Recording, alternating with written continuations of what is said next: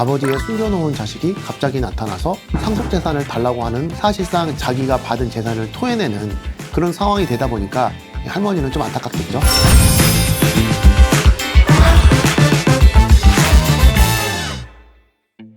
안녕하세요, 상속마스터 정변입니다. 영화나 드라마에서 보면 아버지가 돌아가셨는데 아버지의 숨겨놓은 자식이 갑자기 나타나서 상속재산을 달라고 하는 경우를 볼 수 있습니다. 과연 숨겨놓은 자식, 혼외자의 경우에 실제로 상속재산을 받을 수 있는 것인지, 받는다면 상속인들과 어떤 비율로 받을 수 있을 것인지, 이런 문제에 대해서 알아보도록 하겠습니다. 혼외자라는 것은 혼인 외의 자거든요. 그러니까 가족관계 등록부에 상속인으로 표시가 되지 않습니다. 그래서 먼저 이 혼외자가 상속인의 자격을 취득하는 절차가 필요한데요. 이것을 어려운 말로 인지청구라고 합니다. 그런데 이제 이미 돌아가셔서 이 인지청구를 하려면 아버지 돌아가신 사람을 상대로 소송할 수는 없잖아요. 그래서 그 사망을 안 날로부터 2년 내에 검사를 상대로 해서 인지청구를 하고요.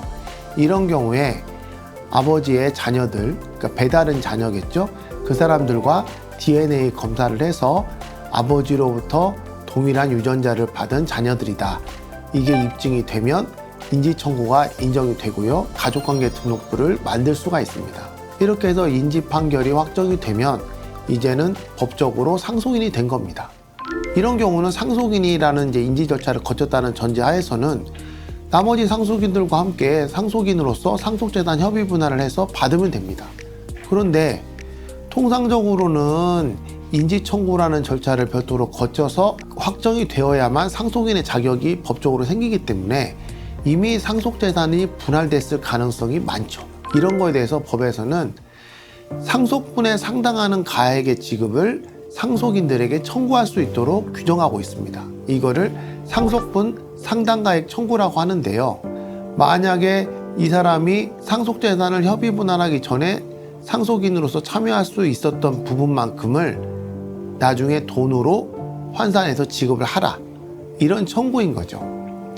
그런데 이런 경우에 사실 이미 상속재산을 받은 기존의 상속인들로서는 사실상 자기가 받은 재산을 토해내는 그런 상황이 되다 보니까 상당히 이 분쟁이 심화되고 격화되는 경우가 있는데요. 근데 이거는 뭐 어쩔 수가 없습니다. 상속인이라 하면 나눠야 되니까요. 그리고 이런 경우가 있을 수 있습니다. 상속순위 설명드렸지만 1순위는 직계비속, 2순위는 직계존속이고요. 배우자는 직계비속이 있을 경우에는 직계비속과 동순위, 직계비속이 없고 직계존속이 있을 경우는 직계존속과 동순위이거든요.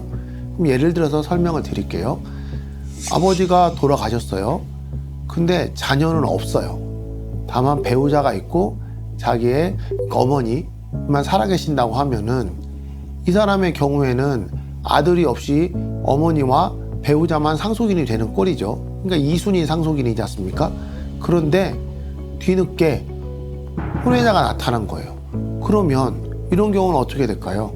후순위 상속인들이 상속재산을 다 나눠 가진 꼴이 됐죠. 그런 경우에는 이 사람들은 상속인의 자격이 없는 사람들이기 때문에 기존에 이루어졌던 상속관계는 다 무시가 되고 1순위인 혼외자와 그리고 배우자가 상속인이 돼서 다시 상속재산을 정리해야 됩니다. 할머니는 좀 안타깝겠죠? 예, 오늘은 혼인외의 출생자가 상속재산을 받을 수 있는지, 받는다면 얼마나 받을 수 있는지에 대해서 알아봤습니다. 그래서 요약해서 말씀드리면, 먼저 인지 절차를 거쳐서 상속인으로서 법적으로 인정을 받아야 되고요. 그 후에 만일 상속재산이 협의분할되기 전이라면 상속인의 자격으로 이 협의분할 절차에 참여해서 상속재산을 받으면 되고요. 그렇지 않고 이미 상속재산이 분할이 완료됐다. 그러면 그 상속재산을 받은 상속인들을 상대로 상속분 상당가액 지급 청구를 해서 금전으로 지급받으면 됩니다. 어려운 상속 문제를 한방에 정리해드리는 상속마스터 정변이었습니다. 여러분들의 구독과 좋아요 부탁드려요. 감사합니다.